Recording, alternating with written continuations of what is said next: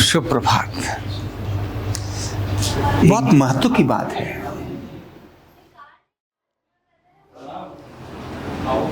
मैं जैसे आपसे कुछ प्रश्न करता हूं, हम तो भारत के लोग हैं ना,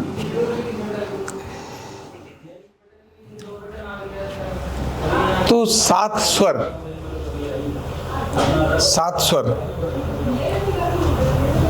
किसने दिए दुनिया को? सात स्वरों का ज्ञान किसने दिया? किसने दिया? और वो स्वर कौन से हैं? बोलो आगे।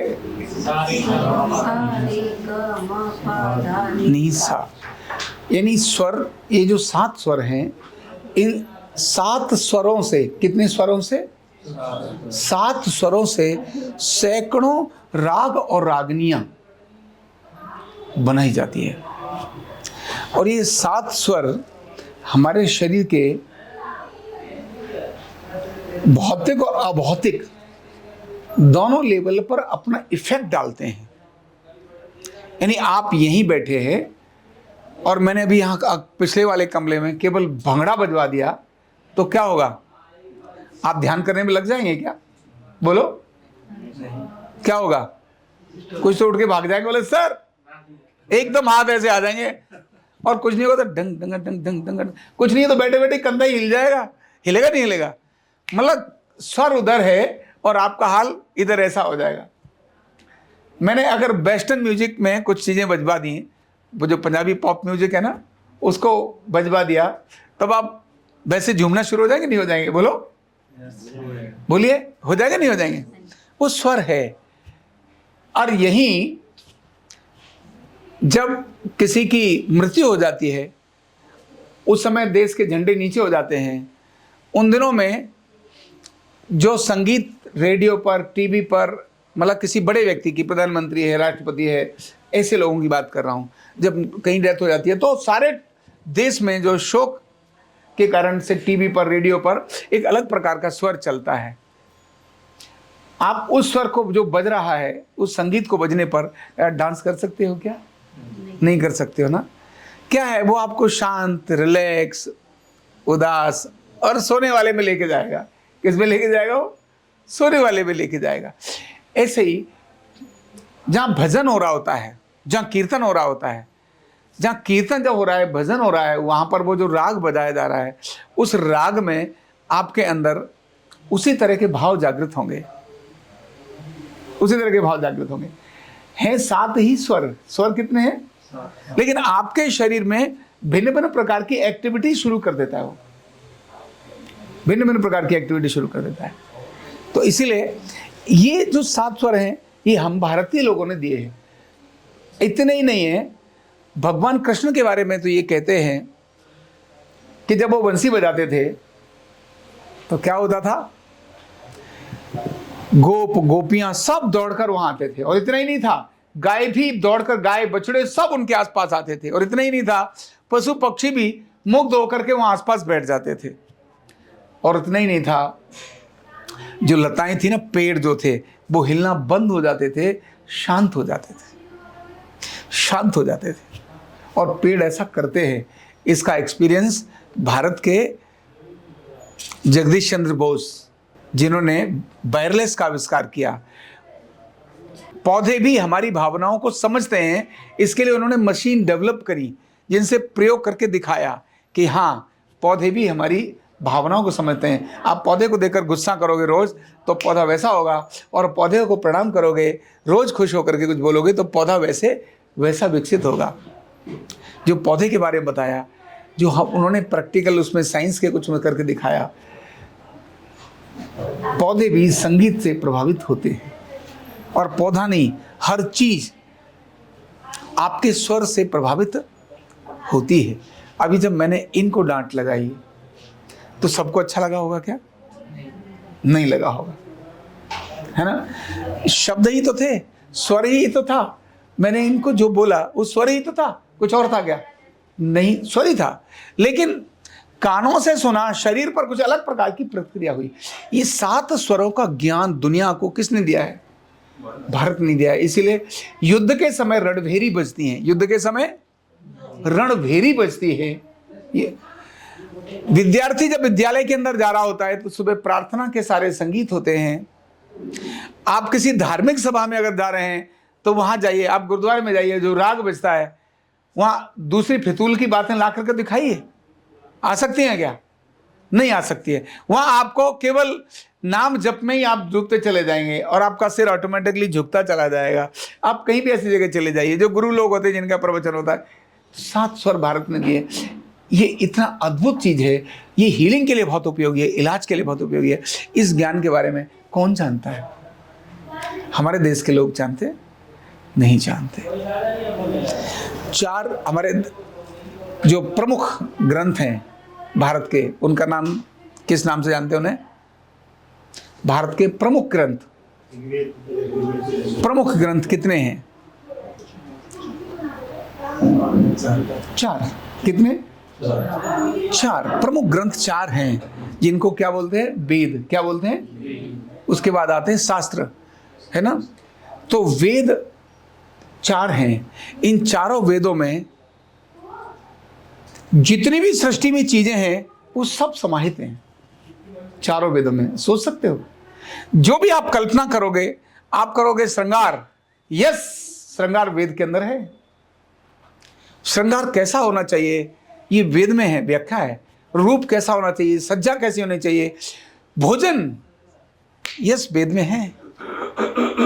आप जब वेदों के बारे में जानेंगे तो उसके अंदर मंत्र, जितने भी दुनिया के अंदर मंत्र जिनको साधना करके जाते हैं, अलग अलग प्रकार की साधनाएं हैं, अलग अलग प्रकार की साधनाएं हैं। आपने अघोरी साधना भी देखी है जो जंगल में, उसमें शमशान घाट में होती है, ये भी कहां पर है? वेद में है। यज्ञ की साधना भी वेद में है, मंत्रों की साधना भी वेद में है, संगीत की साधना भी वेद में है, कृषि का विकास कैसा होना चाहिए ये वेद में है, हमारा आपस में व्यवहार कैसा होना चाहिए ये वेद में है। और इतना ही नहीं है, विज्ञान के अंदर जो भी आज डेवलप हुआ है वो सब वेद में है, चाहे विमान हो, चाहे परमाणु हो, चाहे कुछ भी हो, ये सारा किस में है? वेद में है। और इन्हीं वेदों को दुनिया के लोग लेकर अपने ले गए और हमारे यहाँ से उनको जानने वाले विद्वान लोगों को ले गए और विद्वान लोगों को ले जाकर उन्होंने कहा, अच्छा जरा पढ़ियो क्या है? बोले अच्छा इसमें तो ये है, बोले अच्छा ये है। और वो उस विद्वानों से अपनी लैंग्वेज में समझकर उसका ट्रांसलेट करा के मोहर लगा के अपने नाम से बेच दिया, अपनी प्रयोगशाला में उसको कुछ कर लिया प्रैक्टिकल। ये वायरलेस मार्कोनी ने नहीं बनाया था रेडियो, भारत के व्यक्ति ने बनाया था। मोहर किसकी लगी? मार्कोनी की। गुरुत्वाकर्षण का बल, ग्रेविटेशनल फोर्स, ये दुनिया के किसी व्यक्ति ने नहीं बनाया था, भारत के लोगों ने बनाया था। औषधियां जितनी भी हैं उनको सर्जरी के लिए उपकरण भारत के लोगों ने बनाए। सर्जरी, हार्ट की सर्जरी तक तो भारत दुनिया के लोग पहुंच गए, पर ब्रेन की सर्जरी आज भी सक्सेसफुली नहीं कर पाते। ब्रेन की सर्जरी नहीं कर पाते। और अगर कोई ऑर्गन भी ट्रांसप्लांट करते हैं तो सामने वाले की इम्यूनिटी खत्म कर देते हैं, इम्यूनिटी खत्म करते हैं, वायरस भी आके उसको अटैक करके मार सकता है। लेकिन भारत में तो सिर का ट्रांसप्लांट कर दिया। किसका ट्रांसप्लांट कर दिया? और वो भी ब्लड ग्रुप चेक करते, कहते हैं कि अगर तुमको किडनी चाहिए तो किसी की किडनी नहीं, तुम्हारे अपने रिलेटिव की किडनी अगर होगी, क्योंकि जीन्स नहीं तो उसको रिएक्ट करके आउट कर देगा, मार देगा। इसलिए किडनी आपको अपने सिमिलर चीज की चाहिए। और वहां तो इंसान के सिर पर किसका ट्रांसप्लांट कर दिया? हाथी के बच्चे का। सोचो, और वो भी प्रथम पूज्य हो गया। तो ऐसी अद्भुत चीजें भारत की अपने ज्ञान और विज्ञान की हैं। वीरता, शस्त्र कैसा हो, युद्ध कैसा हो, ये भारत के ग्रंथों में बताया है, चारों वेदों में है। लेकिन उन चारों वेदों में कौन कौन सी चीजें हैं ये हमको कहाँ पता है? जब हमको पता नहीं है हमारे ज्ञान के बारे में। अब मैं बहुत बार जाता हूँ और मैंने कहा क्या कल्पना कर सकते हो, ये मैं 500 वर्ष पुरानी बात नहीं कर रहा हूँ, 1000 वर्ष पुरानी बात नहीं कर रहा हूँ, ये कुछ ही वर्ष पुरानी बात कर रहा हूँ कि एक व्यक्ति जो युद्ध करने के लिए जाता है और केवल एक कमिटमेंट है कि मुझे वहां तक जाना है, युद्ध करने के लिए, मारना है, मुझे नहीं देना है, और दुश्मन की तलवार से उसकी गर्दन कट जाती है। और गर्दन को जब उसको बोला जाता है कि आपने तो वहां तक जाना था, आपने क्या कर लिया, तो पटक से वो अपनी हाथ पर अपने सिर को रखता है। किसको रखता है? किसको? किसके सिर को? और वो भी क्या था? कटा हुआ सिर। कटा हुआ सिर अपने हाथ पर रखता है और दूसरे हाथ में तलवार लेता है। सोचिए, बिना सिर के धड़ युद्ध करते हुए किलोमीटर जाए। ये आज का विज्ञान सोच सकता है क्या? बोलो, कल्पना से परे है कि नहीं है? यह सिर्फ भारत के, कैसे संभव है? ये भारत में ही संभव है, ऐसा कहीं नहीं हुआ। और अब जानते हैं बाबा दीप सिंह जी की कहानी। गुरुद्वारा अमृतसर साहिब में उनका बाकायदा वो सब बना हुआ है। वहां उन्होंने जाना था रक्षा करने के लिए। केवल उनको उनकी चीजों को याद कराया। तुमने तो गुरु को वचन दिया है कि मैं वहां तक सब सुरक्षित लेके जाऊंगा, आप तो यहीं परास्त हो गए। तो उन्होंने कहा नहीं, टाक से हाथ पर रखा और चल पड़े। मतलब विज्ञान से परे है। तो जो भारत के ग्रंथ में, भारत के वेद में जो ज्ञान और विज्ञान दिया है, ये एक ही नहीं, अद्भुत चीज है, बहुत अद्भुत चीज है। और मैं पढ़ रहा था, मैंने तो कई बार पढ़ा है गीता को, रामायण को भी बहुत बार पढ़ा है। यानी अपने ग्रंथों के बारे में जो हमारा साहित्य है कितना अद्भुत है, कितना अद्भुत है। लेकिन एक लंबे समय से हमसे काट दिया गया, और काटने के कारण हम अरबपति खरबपति आदमी कटोरा हमारे हाथ में दे दिया। एक छोटा सा बालक भी, भारत का बालक, भारत में पैदा हुआ है, उसे पता है कि मेरी 5 पीढ़ी पहले मेरे पूर्वजों ने इस्लाम स्वीकार कर लिया। कितनी पीढ़ी पहले? 25 पीढ़ी पहले नहीं, केवल 5 पीढ़ी पहले। अब मैं जम्मू कश्मीर के पूर्व सीएम फारूक अब्दुल्ला, उनके साथ मेरा मिलना जुलना रहता था वहाँ। और एक कार्यक्रम में भी जब बुलाया तो वहाँ आके कहते, भाई मंदिर में कार्यक्रम था, तो आगे खड़े हो गए, बोले भाई मैं ब्राह्मण हूँ। मेरे जो पिता, मेरे दादा जो थे वो राधा रमन कौल थे। क्या थे? राधा रमन कौल थे।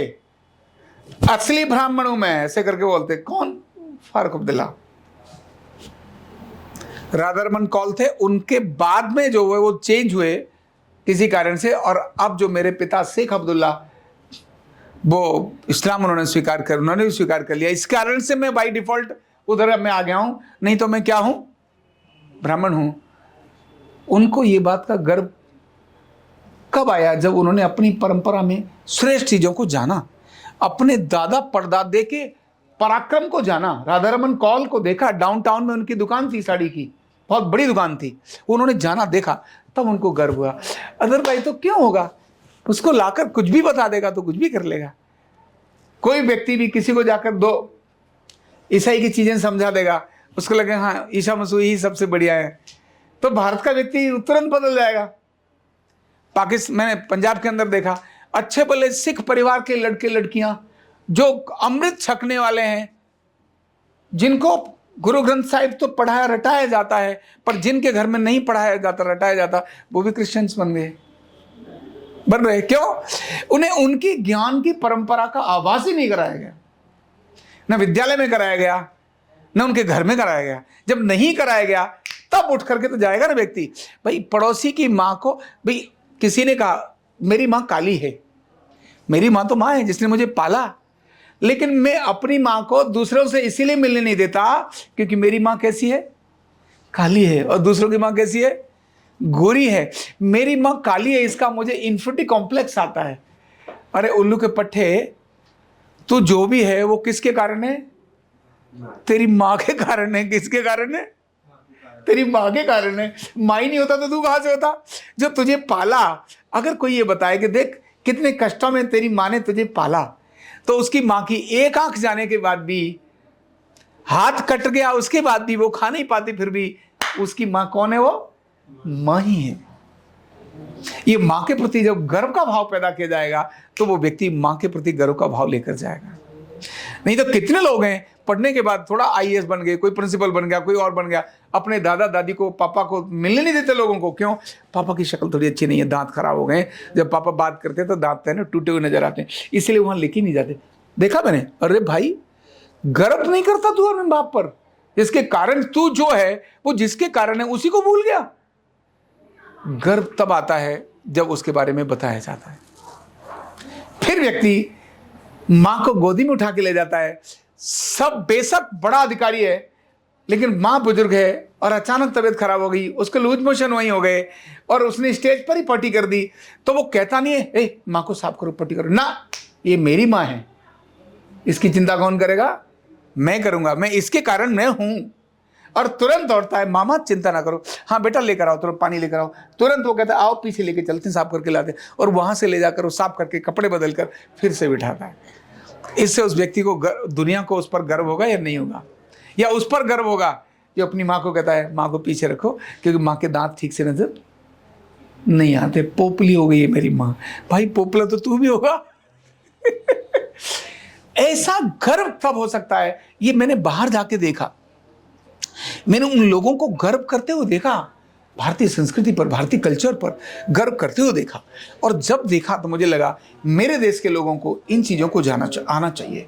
और फिर मैंने वही निश्चित किया कि मैं इस पर एक पुस्तक लिखूंगा कि मेरे देश के बच्चों को क्या जानना चाहिए। बहुत सारे ग्रंथों को बेशक न जाने, लेकिन किस किस ग्रंथ में क्या क्या है, किसमें हमारे देश के अंदर कैसी श्रेष्ठताएं हमारी हैं, ऐसे मैंने वहीं बैठे बैठे ऑन द स्पॉट, मैंने वो जो कुछ चल रहा है मेरे हाथ मेरे लैपटॉप पर चल रहे थे और मैं लिख रहा था कि मुझे कौन कौन सी चीज़ों पर पुस्तक लिखनी है जिससे मेरे देश का बालक पढ़े और कहे यस मैं भारतीय हूँ, मैं उस श्रेष्ठ परंपरा का व्यक्ति हूँ जिसने दुनिया को ज्ञान दिया है। अफ्रीका में कल्चर पैदा करने वाले हमारे लोग थे। कौन थे? हमारे लोग थे अफ्रीका के अंदर। अमेरिका में भी कल्चर पैदा करने वाले कौन थे? हमारे लोग थे। भारत के लोग ही जाकर, भारत के लोगों ने ही इस भारत में से ही जाकर दुनिया में गए और उनको ज्ञान और विज्ञान और ये सब चीज़ सिखाया है, भारत के लोगों ने सिखाया है। और इतिहास में जब जाके देखते हैं, इतिहास में जब जाके देखते थे सारी संतानें किसकी है? भारत की। क्योंकि प्रथम प्राणी कहाँ पैदा हुआ था पता है? पहला व्यक्ति कहाँ पैदा हुआ था? हैं? नहीं, ये रॉन्ग स्टेटमेंट है। अफ्रीका में नहीं, भारत में पैदा हुआ था। कहाँ पैदा हुआ था? भारत में पैदा हुआ था। यही तो गलत पढ़ा दिया कि पहला व्यक्ति साउथ अफ्रीका में पैदा हुआ। हम सब पैदा हुए थे तो हमारी पूंछ थी, क्या थी? जो धीरे धीरे बड़े हुए तो खत्म हो गई। अरे भाई तू पूंछ वाले जैसे मेंढक की पूंछ होती है ना छोटे पर, धीरे धीरे उसकी हट गई, ऐसे हमारी भी पूंछ हट गई। हम भी देखते वो हनुमान जी की रह गई थी, इसीलिए हनुमान जी की पूंछ रह गई थी, उनकी नहीं हटी थी, बाकियों की हट गई। अरे भाई राम जी की हट गई थी, हनुमान जी की नहीं हटी। क्या क्या पढ़ाते हैं, ये जैसा पढ़ाते हैं वैसे ही तो समझ में आता है। तो हमको हमारी संस्कृति के बारे में पढ़ना और उस पर गर्व करना कितना जरूरी है, कितना जरूरी है। और आज यह गर्व हम नहीं, दुनिया के लोग कर रहे हैं, करने लगे हैं। पिछले लगभग 100 साल 150 सालों में जब भारत पर अंग्रेजों का साम्राज्य रहा और उसके बाद अंग्रेजियत का साम्राज्य रहा, अंग्रेजियत का साम्राज्य रहा, इसके कारण भारत के अंदर तोड़ना लड़ाना, एक दूसरे के लिए लड़ाओ उसी पर राज्य करो, तोड़ो लड़ाओ राज्य करो, ये जो प्रक्रिया थी वो चलती रही। लेकिन आज जब हम बाहर जाते हैं तो हमें देखने के बाद लगता है सच में जहाँ भी भारतीय है और भारत का व्यक्ति भारत के बारे में, भारत की परंपराओं के बारे में वो अधिक जानता है हमसे। बोलता अंग्रेजी होगा लेकिन परंपराओं के बारे में वो अधिक जानता है हमसे। तो भारतीय लोगों को हमारे अपने ज्ञान विज्ञान के बारे में छोटा छोटा क्यों ना सही लेकिन जानना बहुत जरूरी है, जानना बहुत जरूरी है। Thank you.